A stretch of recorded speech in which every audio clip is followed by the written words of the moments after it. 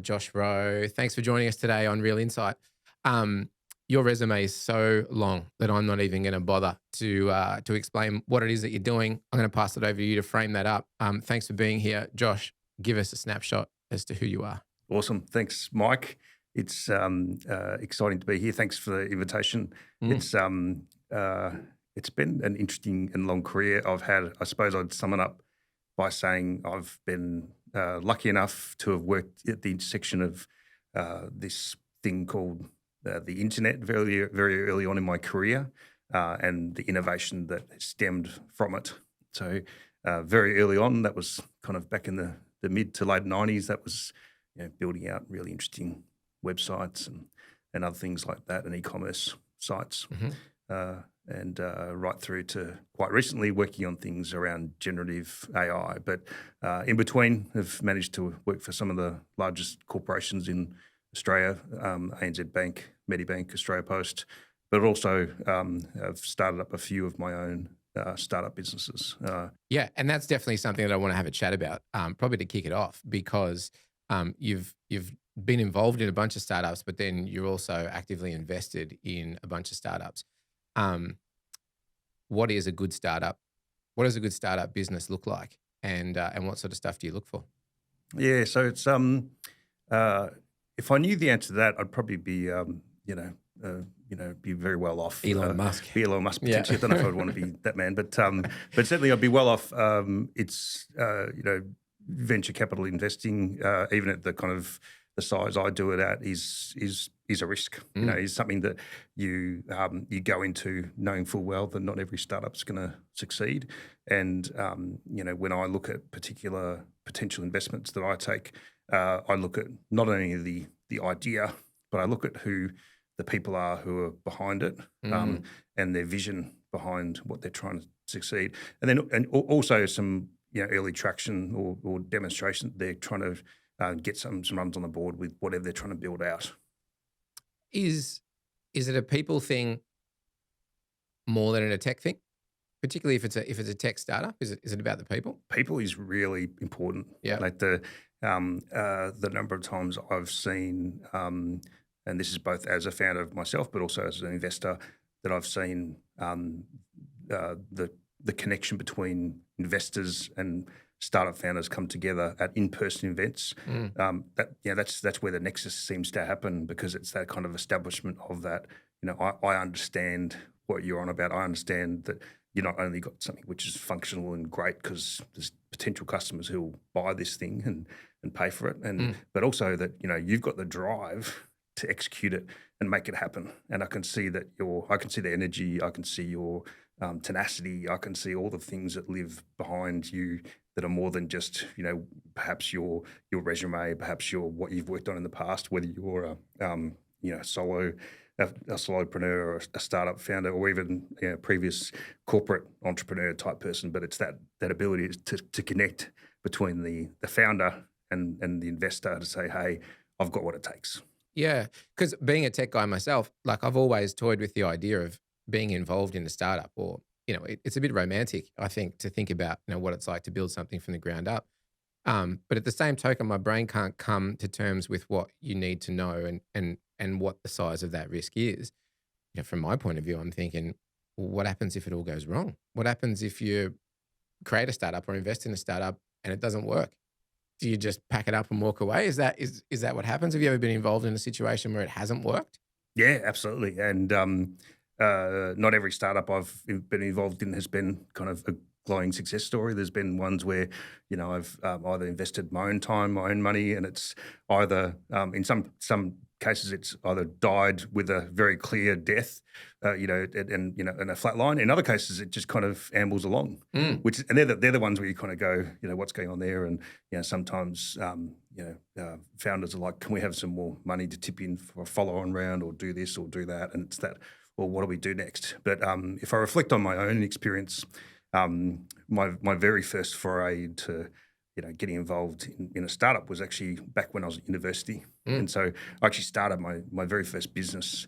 I was studying. I wasn't even studying. I think I was studying civil engineering discovered this thing called the internet. And when I say discovered, I didn't invent it. I just early on. I stumbled onto the internet. Yep.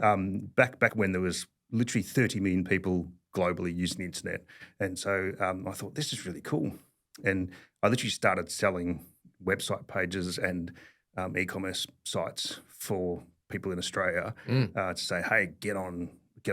And it was just while I was studying. So for me, it was effectively a side hustle, but it was my first business, and I was taking paying customers. Yeah. And that was amazing because it really taught me how to understand the customer in a market where there wasn't a real good understanding of the product, which was this thing called online. No one understood it. No one got it. And I remember like getting nostalgic. I go back to my first foray into not the internet, but being connected online. And it's 1986 for me.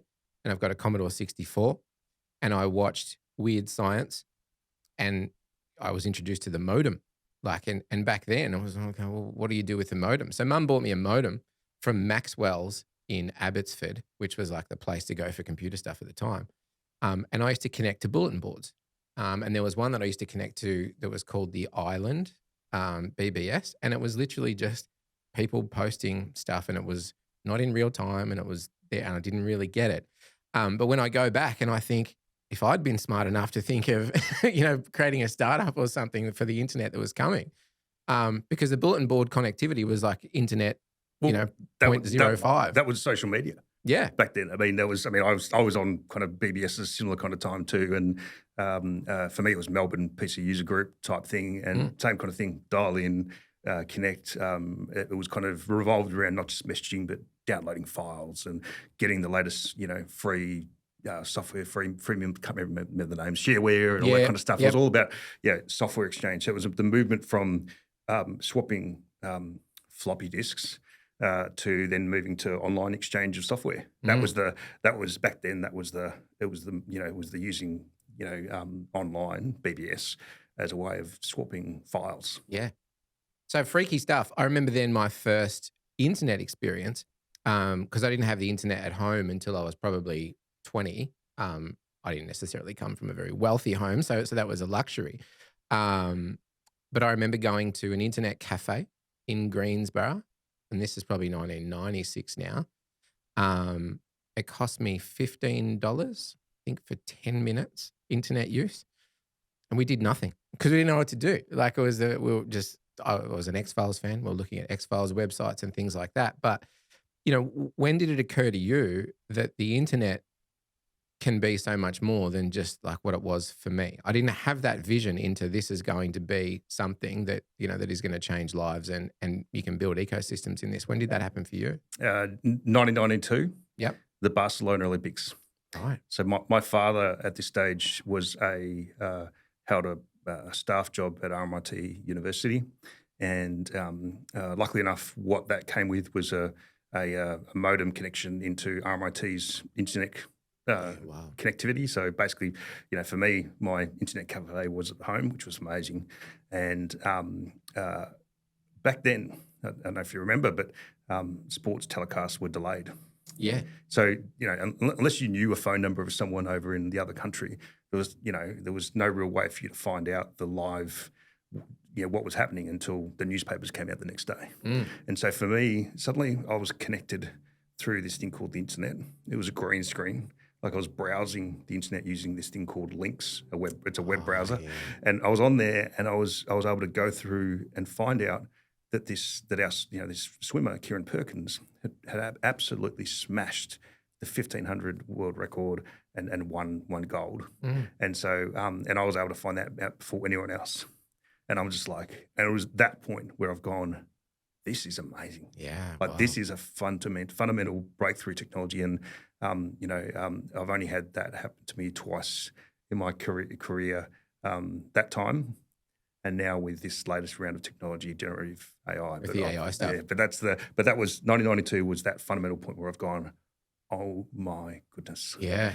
Yeah. And that didn't happen to me until significantly later. And by the time that was happening, I was a musician and I was just like out, doing that sort of stuff. And the internet was something I revisited much later and realized I'm a bit late to the party. But the people that were there, and jumped on early, they really made a good success story out of that. Another success story from your history, Realize. Tell us about Realize, how that came about and where that ended up. I would say one thing just on your last comment. I don't think anyone's ever too late to anything. Oh, I'm very judgmental of myself. So that's probably so, why. So I would say you're never too late to any opportunity. And sometimes some of the biggest success stories are sometimes the fast followers who actually jump on and they learn from something that's already been done by someone else and do it better. We sort of saw that with the dot-com bubble, right? And then out of that crash, the emergence of things like Facebook and Google and so do it better, is the secret.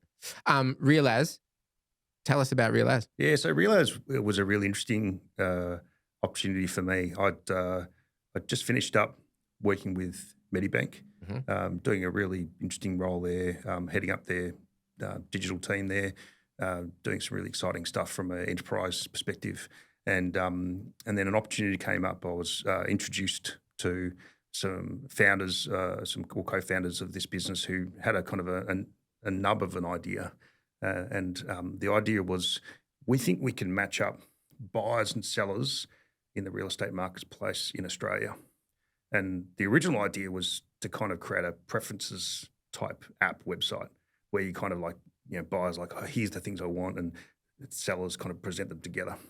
Now, what became very obvious was when I joined the business was it wasn't just that which was what potential customers wanted. There was a little kind of feature that they'd been the existing group of people had been kind of running along the side but hadn't given much attention to, which was the prediction of what properties would sell for.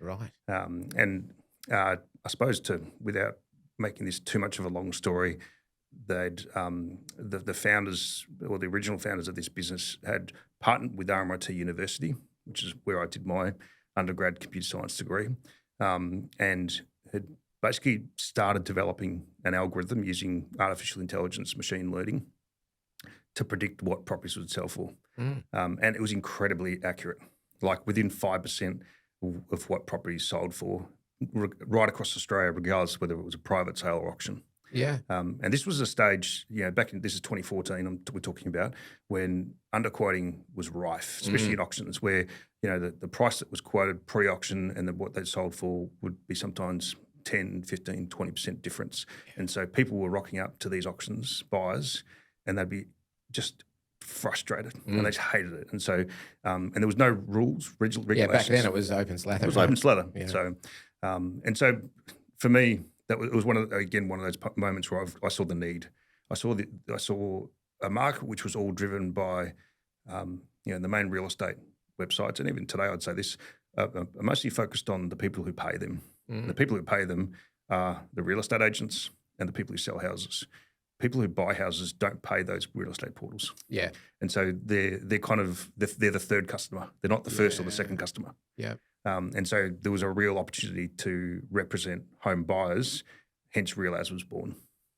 And I guess we can see that now, like that, whatever that technology started off as, but now it's sort of incorporated in any major real estate website, right? Where I can put in the address of my property and, here's what we're valuing the property at based on so-and-so data. And that's updated, I think, sometimes every 2 weeks or monthly, and the value of your property changes. That would have been the same sort of stuff that was going on back then, yeah? Yeah. And so what one of the first things that I did when we launched Realize was we turned around this whole idea of keeping prices secret, because back then it wasn't necessary that the real estate agent had to disclose any kind of formal quotation. The rules have since changed then. I played a role in seeing that there would be legal and regulation changes in Victoria in particular. But what we saw was that we saw better transparency of prices to the public. Yeah. And we did this in a few different ways. So first, apart from just having every single property that's on the market, here's a prediction, we started doing leaderboards. So every single week we'd go, okay, who's actually the best real estate agents? And so we'd actually go out there and we'd publish media releases. These would get published in the Financial Review, the the TV news would pick it up. Radio programs, John Fane here in Victoria, you name it, everyone would pick it up, and they love this. People love talking about property. Real estate agents would have loved it too, because they're not the most egotistical people in the world. I was going to say there was one real estate agent in particular here in Melbourne who literally got in fact, one here in Melbourne, one in Sydney too, and they both got the kind of them being the number one in both Melbourne and Sydney for accurate. Them being as accurate as they can in providing an estimation of what the property is going to sell for pre-auction, and they published it. They republished it as their own thing. One of them put it up on their front screen of their actual physical store. I'm like, that is awesome. Whereas the reverse was, we had some where they threatened us and they said, you were, they actually because you're telling the truth. well, here's the thing: you can't. Well, they said we're being defamatory for calling them out for being inaccurate, and we're like, well, that's factual. Yeah. And so it wasn't a good idea them threatening, making that threat because we just passed it straight back to the newspapers. The newspapers. It was even more stories, and they're like, oh, who sent that legal threat? You're an idiot. Yeah. And so and what this meant for us as an organisation was we, as a startup, is we got this tremendous amount of publicity. And by the end of it, there was over 100 different mainstream media articles. And if I was to give any advice to anyone who's running a startup, you're getting a startup going, it's about getting your product, your service, your offering, not just in front of potential customers, but also get in front of the people where they are, your potential customers live and talk. So, and for real estate, that was mainstream media. Yeah. And it was tremendously hard, buying that kind of media, especially when you're kind of going up against, say, realestate.com.au and domain.com.au was very hard. So we just went straight in there and we hit the main TV channels or radio channels and just were there as an advocate for buyers. Advice for startups, because you just mentioned a point that sort of triggered a thought in my mind. When you're creating a startup, what is the importance of how things happen in sequence? And by that, what I mean is there's obviously an idea. When do you start giving birth to the idea and using the idea to find, other employees and investors and things before you need to actually say, well, now here's the product? Can you get investors based on an idea and a conceptual idea, or do you need to actually start to have business plan and product in order to start finding your first round investors?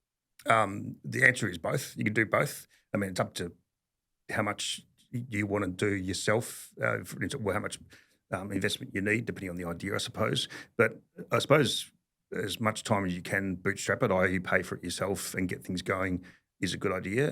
What I'd say also is you need to also think about whether there's any, say, time to market risks, like if you want to get there faster than someone else. So if I take Realize as an example, we had a real time to market thing where, I joined the business in April 2014. Our goal was to have it in market by spring that year, because that's as in the app, the website, and that was really important because we just needed to be there for the rush of spring sales. Yeah. And so that was the time to market was important. And so from my point of view, having investors on board was really important because I had the necessary capital to have a software development team, and then I engaged a nimble PR firm who were able to help us and go to market and then be able to get it out there and be able to reach our target customers. Awesome. Still scary for me and probably something I won't do, but awesome advice for anyone that's interested. I would like to flip the topic to what it is that we're really here to talk about today, and that is what is fast becoming a business for you and a passion for me, and that is AI. And what a buzzword at the moment. What I really want to try and do is first frame the context of AI so that people know what we're talking about. Because the one thing I'm finding with the industry at the moment is AI is, like, as far as I know, there's still no AI, right? Like we're talking about an emergence of. What's the difference between a really intelligent, effective algorithm and AI, and how do we define where we are in that timeline currently? Well, I suppose the first thing to call out is AI is definitely not a new concept. It's been around since the 1950s, 60s. The Turing test, if everyone wants to Google it up and see the kind of the early development of what artificial intelligence first was. And even this current form of what AI is, everyone talks about generative AI, which produces these texts and images and other things. That's even something that's been in development over many years. In fact, the last kind of decade or so, that work has been going. It's only kind of hit a point now where it's become mainstream, where people have gone, oh, this is actually useful. Yeah. And so AI is absolutely something that has been in use for a long time. And in fact, if I think about all the different other words that AI has been used to describe what AI has done, there's been lots of people who've worked in, say, the data world with maybe, particularly enterprise people who work with data warehouses and intelligent-based systems to kind of work out and do data analytics. That kind of work has led to where we are now, about having intelligent ways to I suppose do regression models and predict and give a sense of use effectively mathematics and computer operations to work out what the next most likely thing is going to be. If I take Realize as a great example, Realize was and is an AI algorithm that predicts the most likely number a property will sell for. Yeah, that's it. Now the secret sauce behind that is something that uses a combination of different factors and a whole bunch of things to come up with that. But what that does is it's able to do something that is valuable for that the home buyer. And so when people think about generative AI and go, oh, how the hell does that work? Things like generative AI, when we apply it to, say, text, something like OpenAI, which runs ChatGPT, is trained, and the word trained just means learns, sucks in a whole lot of data from, effectively the internet, and then it just does a really good job of predicting what's the next word going to be. So when you ask it a question, it goes, I think the next word is going to be. And it's a predictor. It's like it's a generator of the next word. Yeah, it's not inherently intelligent, is it? It's like it appears as intelligence, but all it's doing is taking information that already exists and putting it into another structure. Yeah, and in fact, there's certainly some limitations when it comes to some of these, kind of new tools, which over time should be improved. But because they're trained on data which is available on the internet, the same biases which exist in both text and image and the like, and just the human culture exists there. So a real example was that the other day, a lady who was had a Asian appearance asked one of these kind of avatar AI avatar websites, can you improve touch up my photo? And the touch up turned her into a Caucasian person. And it's just like, oh my goodness. And I'm like, that's just like, how inappropriate is that? It's just not like, that was not asked for. And same goes for anything written in text. And, there's a famous case where there was a lawyer in the US who decided to use ChatGPT to write up their case for a court. Now, they didn't go and check what ChatGPT wrote, and they submitted it into court. And sure enough, the case law that it referred to was just made up. Yeah. Now, this is a known thing, not just with ChatGPT, but many kind of AI models called hallucination, where if it doesn't know, it kind of goes and makes it up. Now, it's completely very easy, if you know how, to basically put a command in or a prompt to say to these AI models, don't make things up. Or in fact, even ask a follow-up question going, how much of that is correct? Or can you just review your own work? Cite the references or something. Cite the references, review your own work. Does that provide all the right perspectives? And so you can kind of go back and go, just like you would when, say, if you imagine you were giving some work to someone else in the business, you were checking their work. You shouldn't just take the work done by... it's peer reviewed. You need to peer review it. And sometimes, in fact, not sometimes, I would suggest all the time, unless you have domain knowledge in the work you're asking to be done, you shouldn't trust it. I think you should also always get it to be tested and checked by someone or someone else, whether it's another AI model or a human, to say, is this right? Yeah, someone that's familiar with that space in particular. Businesses are rushing to adopt AI in multiple different fashions. We use a little bit of it here. The stuff that makes obvious sense to me is the use of ChatGPT just to cut down on the laborious typing of monotonous text. Sometimes using things like Midjourney to generate conceptual images and things for clients. Where are the places that businesses can get good yield on AI tools now? And then where are the things that are probably not worth going to just yet? So you're spot on, Mike, with administrative related tasks is you just jump straight in. And what I'd encourage most people to do is put the tools in the hands of the people who are already doing the work. Just like before I said, where it's important to get people who have the domain expertise to check things. It's the people who are in those administrative tasks who you can actually help them be more efficient, do more work by giving them these tools, because they can be the ones checking to go, is it delivering me the right answer? If you think that, say, ChatGPT and these other tools are a way of removing the requirement for needing those kind of admin type tasks being done, and you can just kind of hand up to someone else in your business, then you're likely to miss the quality check. Yeah. So the really, I suppose the important message there is it can enhance the productivity, the throughput of people who are already doing this kind of work. The other one is right across different industries.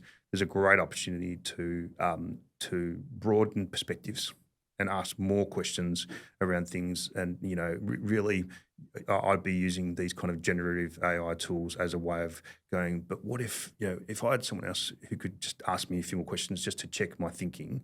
Have I considered all the aspects of this? So, from my perspective, my current role in working in product management in the consulting industry, I really look at I'm constantly looking at are we solving clients' problems? So I constantly am always thinking, right, and whether it's at a high level going, is the business problem considered? Have we considered all the elements of the business problem? Are all the plans and the details there from a macro point of view, right down to onto an execution point of view? What does my product manager, engineers, and others need to know to execute on the work? How do we describe it? How do we make sure it's tested and executed really well? How do we make sure that the client has a really good way of delivering on this so it's operational? You can basically ask this stuff and say, what are all the checks and balances we need to have? And I'd even encourage people to even look at some of these AI models of almost checking existing work you've already got. You might have, say, policies. Yep. Take a policy of you might have a OH&S policy or something, and you might go, oh, geez, is this correct? And you might just say, this is our OH&S policy.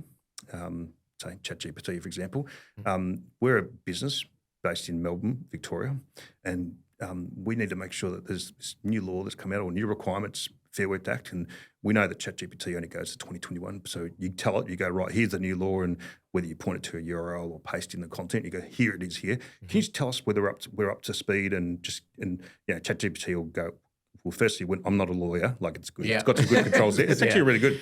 I'm not a lawyer, but here's my perspective. Yeah. And then you go, cool. And then you might even say, is there anything else I should think of? Now, these aren't replacements for the humans that do these jobs today. They're not replacements for lawyers, for accountants, for all the other professions there. I would definitely wouldn't be using it as your kind of medical advice or stuff. But it's a step to say, what should I be thinking about?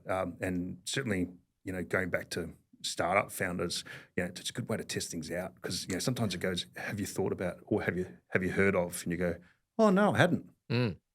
A friend of mine who is returning back to the workforce after 15 years, she's been raising children, was using it to train herself in interviews.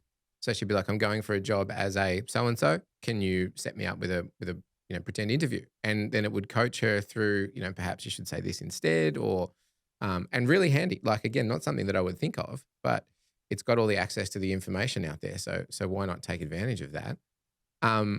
Where are the traps and the pitfalls in rushing to this stuff? So I think another key aspect of generative AI is the tools that you have to be wary of. A few things there. So I've already talked about the hallucination effect, and to be wary that sometimes these generative AI models will make things up. So you need to be explicit, and the tighter your questions are, the less likely it's going to make it up. If you ask a really open question, it can go broad. If you ask it tightly and say, make sure it's I literally will write the phrase, "Don't make things up." Yeah. It must be factual. If you don't know something, ask me. Yeah, right. I write a little in the prompt. If you don't know something, ask me, and Ask me. I'll clarify something or help you find it for you. So I teach it as I talk to the AI as if I'm talking to a person. Yeah. I even say please and thank you, which apparently Just force of habit, right? force of habit. But if the other things to think about too, I suppose two key aspects I'd call out would be I've talked about biases already in models, but also ethical concerns, making sure that anything you use generative AI models for, you do so in a way that considers the appropriate ethics of using them. So what's the, are you doing this in a way that is taking advantage of other people's work, for example? Yeah. And just making sure that you're appropriately attributing any work you might be doing using generative AI models. The other one to consider also is how when looking at generative AI content, need to consider who the end users are and how they're likely to use it. So it needs to be fit for them. So it's quite easy to write content in particular, whether it's words or text, which doesn't sound like you. It's quite easy to go and then say writer, whatever, and people know straight away. I've been on the end of some job applications quite recently where people have said, "Hey, I want to come and work with you," and it's so clear that they've just banged it into ChatGPT. I'm like, You can actually ask ChatGPT to write you something in the style of someone. yeah. So these people haven't even done that, which is hilarious. And I'm just like, geez, you could have just done that extra step. So it's not that hard to go that extra step and put the effort into it. And in fact, I would even suggest, using some of these tools are great, but put your own touch to it. Yeah. That's where the value comes from. Make it human. You are the human element is the bit that puts the bow on the top. If you just are sending out content, which is purely generated content, then you're just missing the opportunity. You're just one of that's commodity. Be the extra on top. Yeah. Are there tools around yet to work out whether something has been generated by AI? Like I'm picturing myself, I spent 10 years lecturing at university, and I'm imagining that 90% of assignments now that are being submitted are going to have a good count of GPT stuff in it. Can you check that? Can you check that something's been generated? There's some. And I think there's a bit of an arms race to catch up. So, the tool I see used the most in universities here in Australia, Turnitin, is, playing catch up in that area.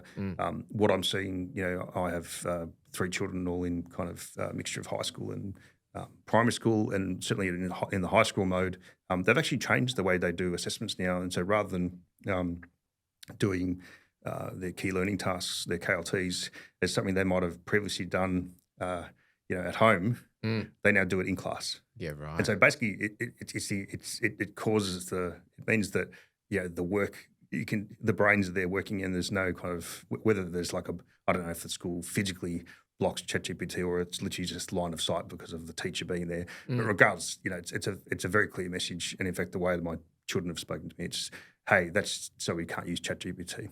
Now, I find it interesting in the sense that, my oldest child, I was speaking to him the other day, I said, look, ChatGPT isn't bad. It's it's like a calculator. Yeah.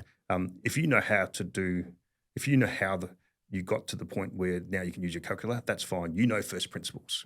So, my original first undergraduate degree was engineering. So I'm all about getting things right and understanding things from first principles. So I think people who are now studying and learning need to understand how things developed from a first principles perspective.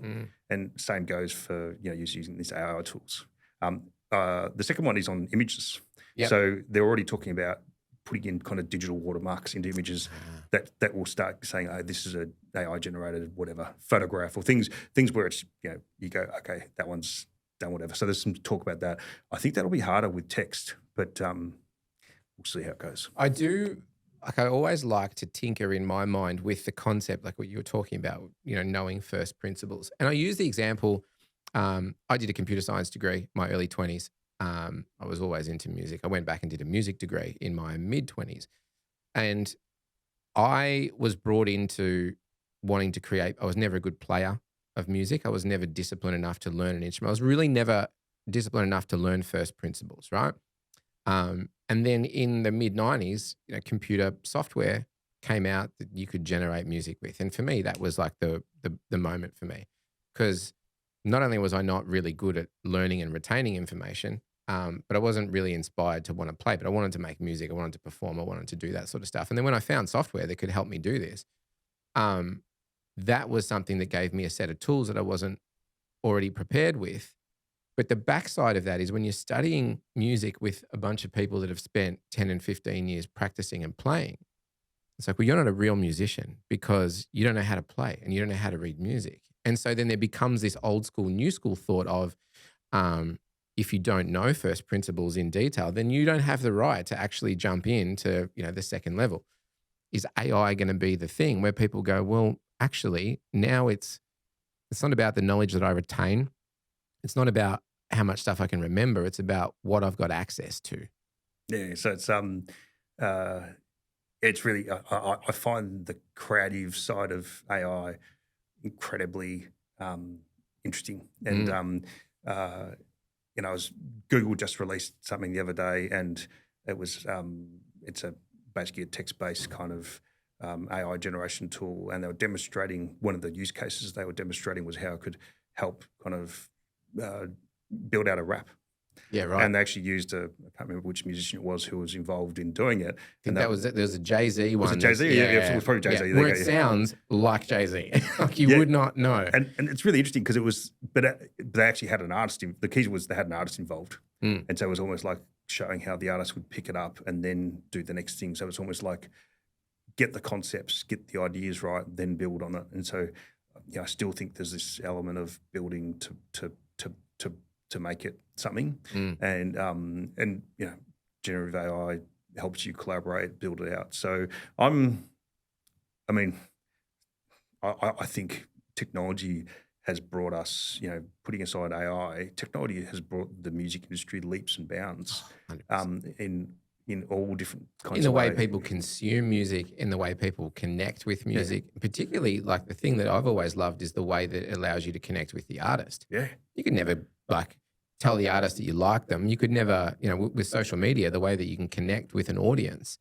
But then let's look at the stuff that's going on at Hollywood at the moment. Right? We've got writers on strike and people worried about preserving their likeness, with things like we've seen with this Jay-Z clip. We've got, Donald Trump videos that aren't real. We've got Joe Biden videos that aren't real. We've got famous celebrities. What does that look like? Yeah. What is and so I reckon there's a few different issues there to tackle.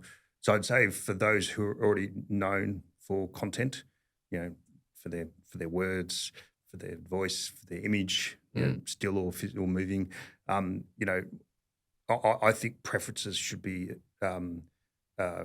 people's preferences should be respected legally. Yep. And what I mean by that is if people want to own their image in the ways that they own their images today in real life, then they should have the ability to own them legally in AI. Yeah. So that in the same way that if someone's track gets mixed up, mixed up, probably the wrong word for it, but incorporate. It's like having a passport, right? But if you incorporate, say, someone else's music into it, sample. There you go. There's a word for it. Yeah, sample. Sample. That's it. Yeah. Like if you sample someone's track into your own music, then generally you have to pay a royalty. Correct. So with AI, that whole debate has not happened. So if you're, regardless of how people's words, images, whatever likenesses has come into play, that has to be respected. Now, I expect a whole lot of artists will want to monetize that.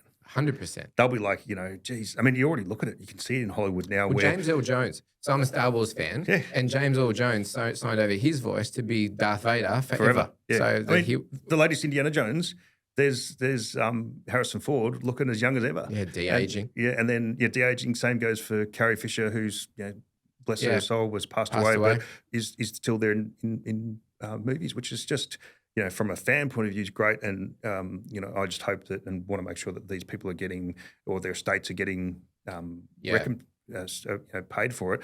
For those starting out, though, what this means is, well, what happens? What has, so I get the writers and actors who are saying, well, hang on, we're just new to this. Are we going to be replaced? And what I would hope to see is that, that AI is not a job killer for those creatives. I want to, I'd love to be able to see that there's the opportunity for them to level up and to be able to use their skills in a way that harnesses the technology, that doesn't kind of rid them. Because I still believe there's a fundamental role that humans play in being creative. For sure. And I think even like defining the difference between human creative work and AI creative work, like there's space for both, because there's some stuff that the computers are going to come up with that no human would have ever imagined. But then are they ever going to be really able to capture the emotion and the experience? And art is about life. It's about life experience. If you're not lived life, well, it's a different type of art. But not to say there's not a place for it. It was when I first started making electronic music, everyone was like, ugh, like electronic music, that's cheating. That's computers making music. Well, there's still a person behind it. The computer's the tool. So I think using AI as a tool is really what we're talking about, right? It's not going to replace anyone, but if everyone can enhance based on access to that tool. I wonder if people, the singers complained when the first musical instruments came about. It's kind of like every advent of new technology leads to detractors. Yeah. It's like I'm sure when, went from horses to cars, all the people who rode horses were like, cars, they're terrible. We hate cars. Yeah. Now it's bad for the environment. No one's ever going to take them up. And now it's cars to, petrol cars to electric cars. And there's there's always every new technology will generally have detractors, but, generally these things will have, if they've got value, they'll have some kind of, they'll seek a happy medium where they get the right balance between delivering that value. Obviously, there's some kind of commercial model, but also delivering doing it in the right ethical way, within the right boundaries. And what I'm seeing there from a societal point of view, but also in a governmental point of view, that there's a real interest in getting all those settings right. And so, especially in Australia, I see that, there's kind of very early step to say, right, what are the kind of things we need to think about? What are the things, how do we make sure that Skynet doesn't occur, all that kind of stuff. Yeah, and that was sort of going to be my next question. I'll make that question too, because there's one to fit in between. What role does enterprise have in what's happening with AI, and when does government or governance need to step in and be involved? Because it's obviously like private equity doesn't care, right? They just want to generate revenue. So they're going to run with it as fast as they can. What needs to happen to make sure this is happening both ethically, but that we don't end up with a Skynet? So there's already been one case where a large organisation, and I've literally, the name of that organisation has slipped my mind at the moment. If only I had a little AI here to tell me. Put it in the comments. Put it in the comments. Yeah. But what they had was early on, they had some of their, I think it was their software engineers might have uploaded some proprietary code to say ChatGPT and did other stuff. And so effectively they were publishing it out and allowing it to be shared and allowed the one of these generative AI models to learn from it. Now that's not a great case, because a great thing, because effectively, put AI aside again, you're effectively pushing proprietary information outside of enterprise firewall, and you're giving it effectively giving it away for others to see, and so that's just not on. And so what I'm seeing is large organisations, enterprises, both in Australia and overseas, are seeing generative AI as a great opportunity to do work, but they're doing it within their own four walls or doing it within a managed environment. So they're using these large language models, and they're doing it in a way that they put a kind of a safe around it, but they're doing things which are low risk. Yeah. So a great example is ANZ. They just launched a new service internally called ZGPT, and it's basically their own version of ChatGPT, but it's all trained on basically kind of information which is kind of helps them understand help and other local kind of information. So they deliberately haven't gone into financial transactions, personal information or anything. They've just they've touched the edge. And they're doing this as a way of learning and understanding the technology, and to make sure that they do it in a way that through testing and learning, that they put the right governance and controls around that. And that'll be something that the majority of organisations will need to do to make sure that things are controlled. And I would actually provide advice to, regardless of whether you're the top end of town or even you're in a small business, you have information which is proprietary to your business, and you want to make sure that the way that you're using it with any of these tools is kept secret to you. Yeah. And so just need to, even if you are, say, using ChatGPT, there's little settings where you can go, don't use my data for training. There's a little go to settings and just go, delete my data after 30 days, don't share it. Right. So, and just some basic stuff. Yeah. By default, that's it's not on. It's not on. So you've got to turn it course. off. So some of that stuff now, over time, more and more solutions will come where you can basically keep your data local to your own, whether it's your own personal machine or your own enterprise machine, so that it's not even going up into the cloud.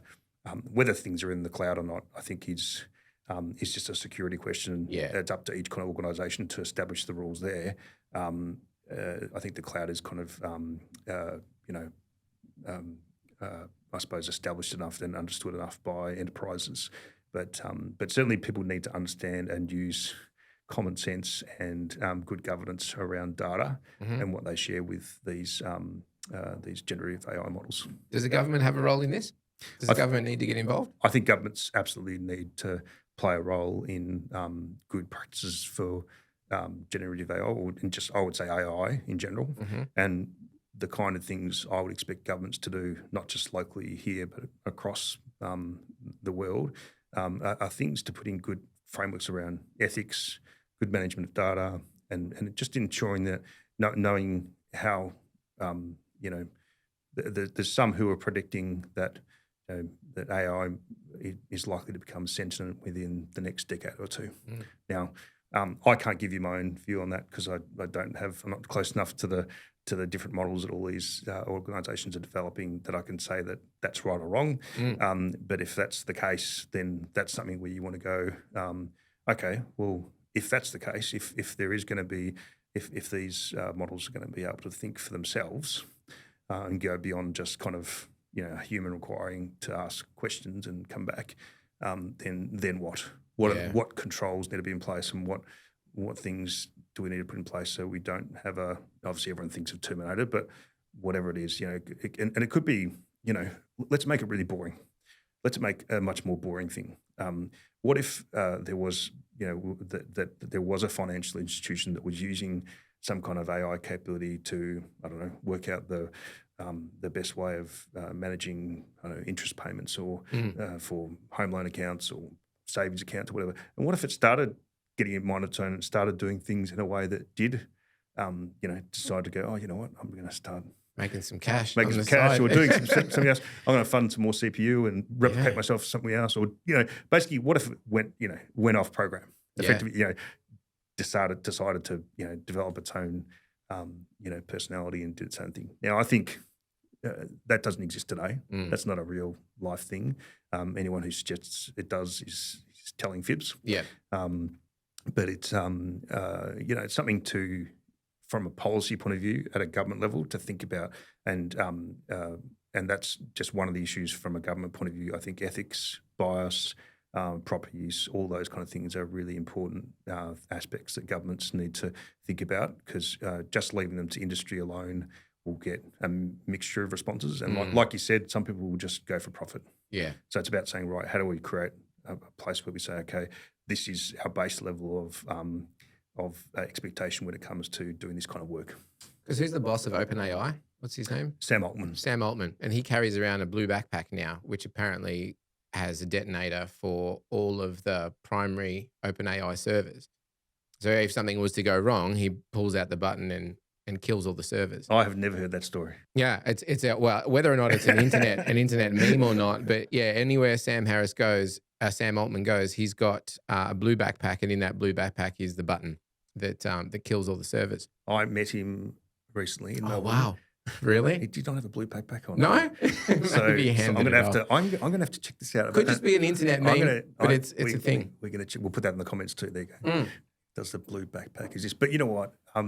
Having I suppose it's better than having serotonin and Yeah. come back after you. I suppose then. And that's, that's one that I want to spend a couple of minutes on, right? So everyone's guessing what's going to happen. Human nature is to assume the worst, right? So it's Terminator, it's Skynet, I think the thing that drives people's fear in that is the rate at which if an AI became sentient, the rate at which it could make decisions is the thing that's really scary, right? Because by the time we've thought up an evil plan and put it into place and hatched it as a human, an AI has done that and it's over. But there's two futures, right? So there's Terminator future and Skynet and AI. And then there's like the Star Trek future and the Star Wars future, where we've got AIs helping us out, living our lives alongside us. Or the Matrix, where it all goes haywire and they fight back. Let's guess. Like, what do you think will happen? And it's a guess. I think it's going to be more of an Iron Man universe where it's like which a bit of good and bad. Yeah. So it's very much Jarvis is there, but it's going to be a bit of turmoil and. But does AI think, what do I need these people for now? Like, what do I need these bags of meat around for? If they're thinking, like, if an AI is thinking, well, let me have a look back now that I'm intelligent and see what these people have done with this planet and to each other over the past, 10,000 years. Are they really worth keeping around? We've trained this AI to be like us. Oh, so I was always a fan of Asimov growing up. So I read all of his books, including iRobot, which establish all the fundamental rules of robotics, which basically, effectively is do no harm to humans. Yeah. And it's recently I just watched the Megan movie, which is about the. I have not seen that. So this is about a doll who's been built out of a big kind of toy manufacturer and basically has AI capabilities, a bit of learning mode. It's been trained to join up to a child and then pair with a child and then basically effectively be obedient to that child.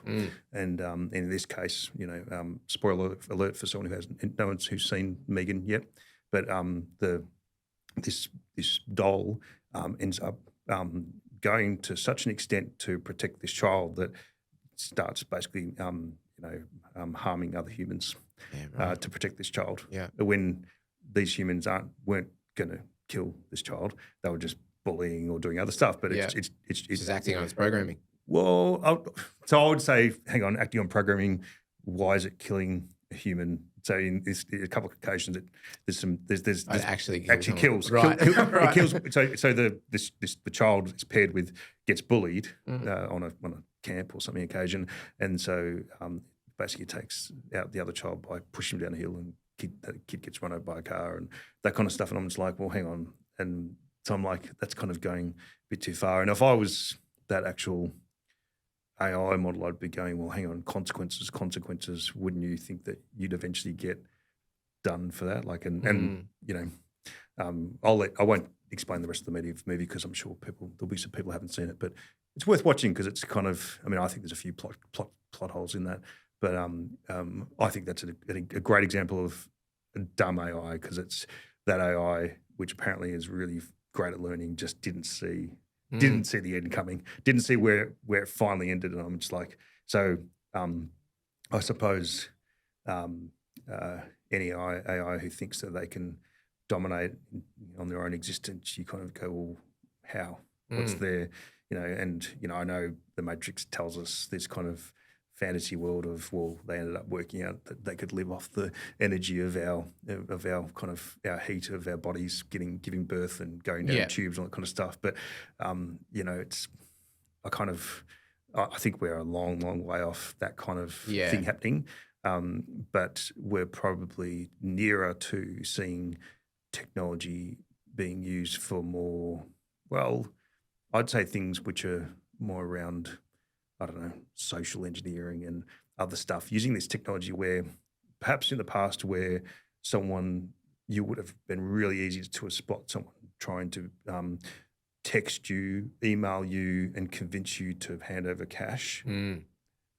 suddenly all these tools allow people, those human cyber criminals, Yep. to communicate in a way that they've got perfect English. Yeah, that's a good And so point. so don't be fearful of killer robots. Be fearful of evil people. Psychotic people leveraging the EV tools. people using the tools, because that's I would start it going, let's solve those problems first. That's Yeah. the immediate problem is, people using these tools inappropriately. Mm. And then going to yes, absolutely consider sentience and what that means and how to combat. I say the word combat, but at least understand and best manage, and then and remain have the kill switch or have the control switch, but then consider that people have actually there's lots of people with ill intent. Oh yeah, definitely. They will use things in a bad ways. So I'd be considering, the ethics of humans is paramount, and that's the real concern today. Yeah, and particularly because again we're like, the biblical stories. God created us in His own image. Well, that's what we're doing with AI, right? And at times our image isn't all that wonderful. So then what will come will be AI of some description, and the singularity perhaps. But in between, I guess I'm thinking that there's probably another step, particularly when we look at things like the emergence of autonomous robots and those sorts of things. More and more we see that, particularly in warehousing and logistics and things of that nature. Elon's working on what's his Yeah, it's like robot called? not Atlas? No. I know the one you're talking about. Can't remember. Yeah. Yeah. But it seems like when he puts his mind to something, we're going to end up with something. So is that something that we should be prepped for? Like the Autobot walking around the home. It's who was I speaking to? I was speaking to Peter Gray a few weeks ago, and he was highlighting that we are now at the time that the Jetsons was set in. And so Rosie, the old robot that would take care of the house, like we're pretty close to that, right? Like we should start seeing some of that stuff in the next decade or so. Well, how much of our lives is automated today? Yeah. So there's you can now buy a equivalent of that, those kind of automated vacuums you can buy to vacuum your house. You can now buy that for your lawn. Yeah. They're expensive. They're $15,000. I think we were talking about this. I drive past one on the way home from work, just plodding along the front of the house. So I'm just like, that is a real kind of, that's I've got the latest technology and you haven't, or maybe they all have in whatever suburb, but it's that kind of, so automation might not look like physically shaped people, but it's absolutely there. There's robots who serve people in restaurants. Yeah. You think about it, we go through our checkouts now at major supermarket chains, and there's all this technology which surrounds us as we go through. Right now in Coles and Woolworths, you happen to do it yourself. In the States, just walk out. You walk out. It's like Amazon Go. It basically, through its own technology, you basically put all yourself into baskets, whatever, walk straight out, and it goes, yep, there's Josh Rowe. Tag, ting, bang, charge, you're out, gone. There's not even a cash register. Yeah. Like you're out. You don't have to. There's just no notion of having to physically take things in and out. You just walk out. So I think this notion of automation of technology and capability is just coming along, and the fact that there's, in my house we have, two kind of home assistant devices. We have a HomePod, Apple's, so basically Siri, which is not terribly smart. It's kind of good for playing music, basically. And then we have not the best AI out there. No, and then Google Assistant, which we find quite good for working things out and asking questions. Still not the best, but it's kind of it's reasonable. And so people are doing more and more around this technology, particularly linking at home and at work to using things. So it could be, turning on the lights. It could be, preparing things for when you arrive home or when you leave. Make it so that when I get home, the home is all at a certain temperature. So, this is, we're talking about this is the stuff that we do. This is your business. Yeah, correct. This is I think about all the years that you guys have been around and where things have gone from being very much physical touch to whether it's voice and it's the software, being, not just about hardware, but being hardware software. Yeah. So it's that, it's that movement from being just working on, a hard push and direct. There's a electrical Yeah, current, voltage. Yeah, correct. a current going through a wire Mm. to now being the software. There's embedded software everywhere. And I had this amazing revelation the other day. I ran up a little Raspberry Pi at home running this little system called Home Assistant. I use Home Assistant. Amazing. And so I was just gobsmacked at how many different devices lit up. Yeah. Like I literally, like I knew about a whole bunch of stuff. And the reason why I ran this was because I wanted to just see how things like my solar system, my Tesla Powerwall and my EVs were just charging, and I wanted to see my energy usage. Yeah. What I didn't realize was the amount of devices that this thing picked up. My toothbrush, Yep. all my home assistant devices, my NAS, my dishwasher. technology, every single device, and it just found them and was the ease which it could connect to them. Like I didn't have to provide credentials, but I'm like, this is amazing. And I first thought good, exciting, and my initial response was connect to them all. And I've gone, hang on, do I really need to be connected to my toothbrush? No, I don't. No.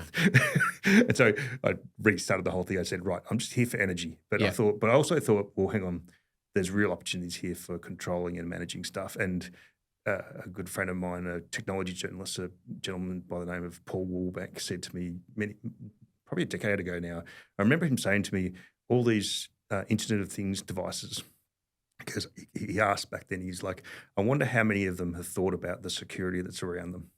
And, like what's going to happen? How many of them have literally just got the password admin and a known password? Because on like your security cameras and all that sort of stuff. All that stuff. Because what's going to happen, with can people just drive down the street and access your own personal data and do things and whatever? I'm just like, and this is obviously beyond just AI I'm talking about, but it's home automation. Yep. And I'm just like, yeah. And it's like, that stuff that, Paul said to me all the way back then. I'm just like, yeah, that became so apparent to me that it's the ability to get inside and access systems. You almost need a DMZ around your home.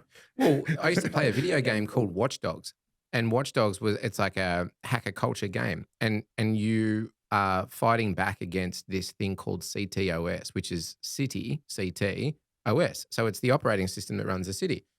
And you're hacking traffic lights and you're hacking security cameras and you're getting in through, buildings and opening doors. So the more that this stuff becomes centralized and governed that way, then the software becomes a risk. To your point earlier, our industry in particular is at this really interesting point now where for so many years we were based on hardware, and then there was firmware, doing small little things, and now software creeps in and software becomes a thing, to the point now where we see less and less hardware and software is becoming the experiential tool. For businesses that are looking to make moves into software strategy and understanding software as a whole, what do you need to do in a business to reframe what that looks like? If you've been built on being a hardware centric for so long, how does a business make a decision to pivot, and what things need to be considered? So when I think about businesses which have made the most dramatic effect from going from hardware to being software, I think of this company. Yeah. So if you think about it, before the iPhone came along, you really had to rely on, things like, think about the competitors back then, Like the BlackBerry, Yeah. and other devices which had physical keypads and other things around it, and they had a lifespan. This here is completely programmable. Yeah. And so over, it's all software. Like there's very few actual physical things to touch and change. Yeah, it's really a piece of glass with some stuff inside. It is software. Yeah. Like it's just, you've bought a screen. And so everything that sits around it is completely upgradable, changeable all the time. So I think, the more and more, I personally buy any devices in my home environment, I generally look for things which have as little as possible of the hardware integrated devices and as much as possible in software. Yeah. So that it can adapt with you and upgrade over time. Yeah. So sometimes you need to have some onboard hardware bits and pieces because it just makes sense to have it on board rather than up somewhere else in the cloud or wherever else. So that's fine. But it's So I suppose back to your question, Mike. When I think about what this means for businesses who've traditionally been in the hardware game, they need to adapt. And I'll give you a real example. I was in Kmart the other day. I noticed they're selling scales. They've got regular scales, which are just like analog dial, the next one digital scales, and then the third one, and it's a scale where it's just a full kind of body mass index and everything on it. And they've got, and we sell an app with that, and there's an app with that. And I'm like, isn't that interesting? And this is their home brand, Enco. Yeah. It's like, isn't this great? Now, who knows whether they've just white labeled some of the app or whatever else done, but I'm like, the people at Kmart are super smart there because they've basically gone, we recognise that this requires this is not a piece of technology that goes out the door by itself. Sorry, hardware that goes out. It needs technology to run with it. Yep. We're doing that too. We'll do the technology play. Now, whether they play that onto a broader ecosystem play, who knows? They might have just made it. But it is retention and stickiness, right? That's the other thing about hardware is because the box runs out. The software doesn't. The software, there's a new update or there's a new release or there's this new feature that we can stack on it for you. You can't add a new feature to a piece of hardware without it being really hard. Even the concept of, upgrading a PC back in the day. To your point, well, now we've got CPUs that we're going to outlast the software that's running on them by 3 or 4 generations. So you can hang on to that thing. And I love the way, to your point, that Apple have really become a software company. I remember using OS 6, 7, and 8 before anything really good was happening. And then OS 10 came and you sort of like, these guys are doing something really different with this operating system because Apple didn't care. They were a hardware manufacturer and the software was there. But now it's the thing that drives them. And I think the other key thing I saw was that, and I think probably maybe it was around iOS 10 too, but the difference in being you've got to be connected to a physical computer to keep things backed up to now we're in the cloud. And so I can literally I can smash my iPhone, I can throw it in the bin. I can just walk into an Apple store and go, brand new phone, sign in with my iTunes, not my iTunes, what's it called now? iCloud account. Yep. And it's all there. And then it just slurps up all the data, and then it's like my phone was always there. That's my exact phone. Yeah, every single setting is there. Like it's your digital twin, right? It's you on standby. I get more worried. I once left my iPhone in a taxi. I get more worried about losing my phone than I would losing my wallet. I don't even carry a wallet anymore with anything like important in it because it's only 1 or 2 cards that haven't yet caught up to Apple Pay or whatever, but everything else is like once we get digital identity and thing, that's going to be the only device that you've got, which then comes with its own risks, What was that question going to be? I was going to ask something then and I forgot completely all about it. No, it slipped my mind. Tell me about what's happening in your world in the short term ahead. Are you looking more into what's going on with the emergence of AI?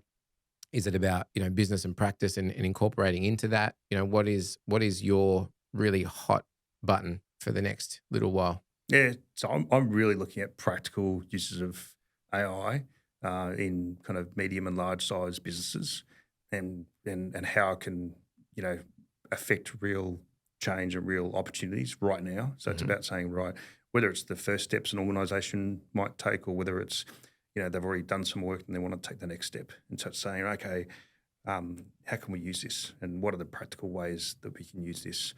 Sometimes that's literally around working out the right policies around that. Sometimes it's actually taking and getting doing a test and learn piece of work where you go, right, let's experiment with it. Let's see what it looks like and actually try something out, whether it's internally facing or externally facing.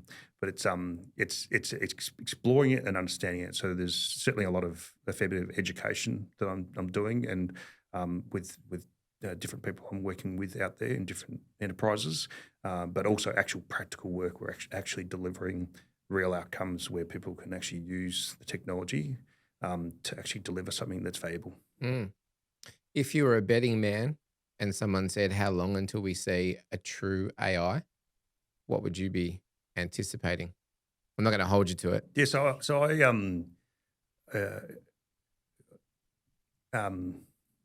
I would say that we actually have AI today, and AI will continue to, get better and better, over time, and it will deal with different issues along the way. So, there's already businesses which are doing very well and delivering great outcomes using AI, and have been for many years.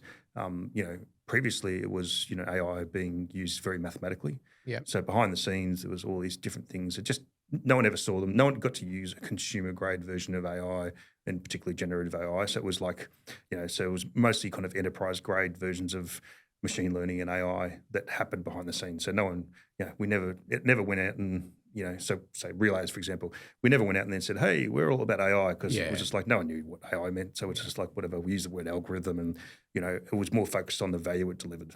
Mm-hmm. And so AI is definitely not new, and definitely not something, definitely is something that's delivering quantifiable value to consumers, enterprises, a whole lot. Over time, we'll keep on seeing it getting better and better at doing tasks and things that humans and others have, or potentially maybe were manual or harder to do, and it'll actually allow people to move up the value chain. And by that I mean it makes people work on become knowledge workers. So you go, right, on that stuff that might have taken me a whole lot of effort to craft, I can move up. Yeah. So one of the people in my team who's a product manager, she's rather than say crafting out user stories, user personas, things for an engineering squad, what I say to her is I say, right, use ChatGPT to do that, because generally what you want, but you get it to draft all the words, and you be the quality checker. That way, you've got a little effectively you've got an associate working for you to get out a whole lot of content, get it in there, and go. And she's like, oh, this is awesome. And she's just like, this is great. So like I've got my assistant now. I go, yeah, of course you have. Use it as your assistant, but use it in the domains where you understand it. Yeah. Like don't go and say, can you explain to me something to explain to the CEO where you're not sure about the content, whether it's right or not. Explain it do bits where you can check it. If you go outside of your field of expertise, you don't know if it's right. So, and maybe going back to your question, the perfect AI or the great AI is the one that is the self-learning, the self-checking.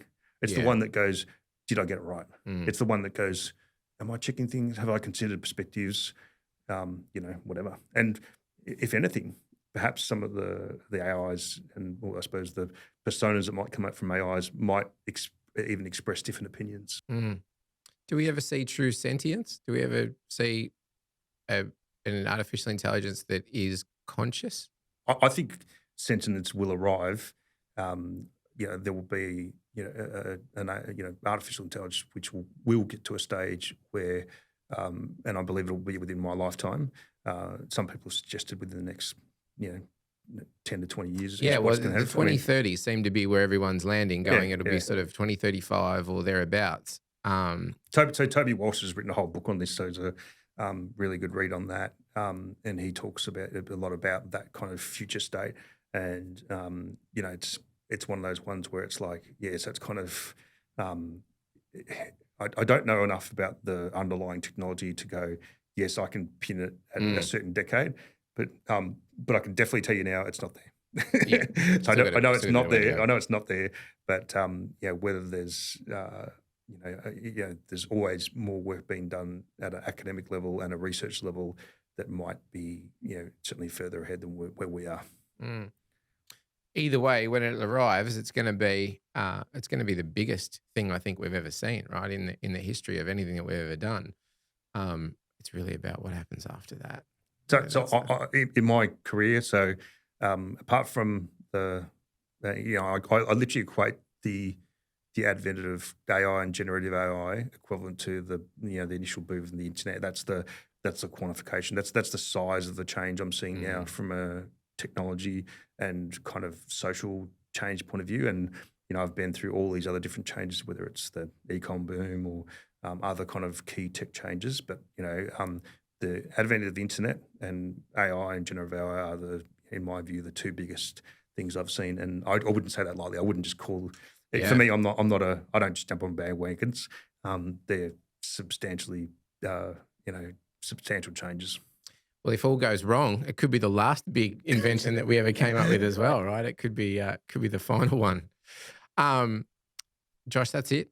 That's been a good chat. We got to do this again because we could probably stay here for another 2 hours and just keep riffing. we will have some information on you in the comments, just for people to follow up if they want to reach out and ask any questions or anything like that. But I think let's do it again. We probably need to do it at least once a year because it's moving that quick. So we'll pencil something in and we'll see you again soon. But thanks so much for your time. It's been great.